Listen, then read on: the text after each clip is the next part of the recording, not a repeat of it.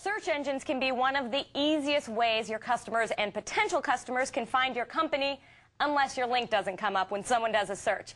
So in today's Consultants Corner, we're going to ask Stephanie Leffler, Senior Vice President of Network Solutions, just how you make sure that your company comes out on top of those listings. Hey, Stephanie. Hi, JJ. So how important is it, whether you're an internet company or a brick-and-mortar company or you have services, how important is it to come up first? Sure.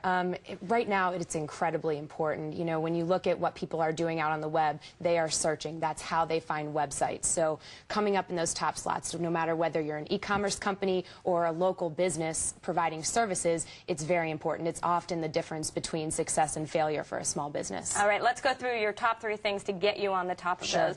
Good content. What do you mean by that? Sure. A lot of websites, have a lot of pictures and a few words, but a search engine is looking for the foremost authority on a given subject, and that means you have to provide them a lot of text that a search engine can read. So they want the site that knows the most and is the most reputable on a topic. So you got to provide a lot of good content. That can be done through articles or through blogs. There are a number of ways to get it, but a lot of small businesses make the mistake of just not having enough. So, for example, how could I add content? If I'm selling a shampoo on my site and I'm saying X shampoo $2.95, what could I do to add content to that? Sure. The very best thing you can do is write an article about the shampoo. Tell the customer the benefits of the shampoo. A lot of retailers are used to just having a little tag on the shelf, and now you have as much room as you need to tell the customer all the reasons that they should buy it, and at the same time you're feeding the search engine great content. So in some ways maybe the customer might not even need all this information but put it on anyhow. Yeah, we find that customers are used to finding a lot more information online, and they do a lot of reading. You'd be surprised.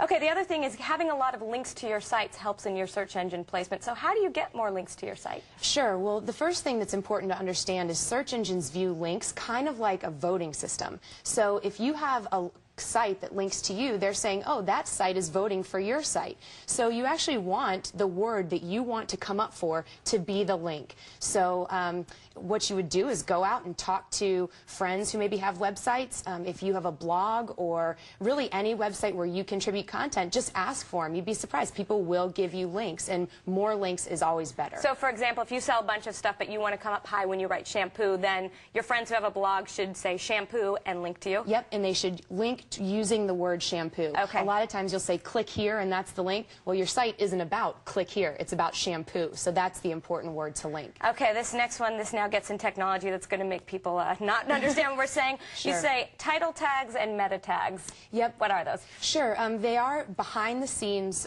pieces of text for your website. So when you pull up an internet browser and at the very top you see what the site is about, that's the title tag. A webmaster can show you how to do it. If you search online for how to make a title tag or how to build a meta tag, you can find some really simple guides to help you do that. But it's important that you have your keywords there and that it's very focused on the content of your site. There's so many companies out there that help you with this SEO, search engine optimization. You guys are one, Network Solutions.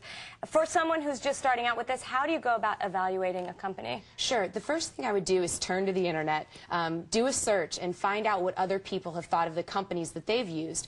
Also, stick with bigger names. If you've never heard of a company, at least place a couple of phone calls to make sure they're there to answer the phone and can answer all of your questions the way you think they should be answered. Is there any way to evaluate it by saying who is your client and then doing a quick search on some of those words? Definitely. I would ask for examples. I would say, tell me some clients that you've worked for in the past, and then run some searches and see if they are coming up. That's a great way to get good advice. And then finally, if you're coming up high on one search engine, is it likely that you're going to come up high on all of the search engines, or do they all work a little differently? They all work slightly differently, but for the most part, the criteria are the same. So I would, focus. If you get in one, that's great. If you can get in more than one, that's wonderful. So if you do it right for one, you'll probably come up in the others as well. Okay, Stephanie Leffler, this is a question we get so often, so I'm glad you're here to answer it. Thanks so much for having me, JJ.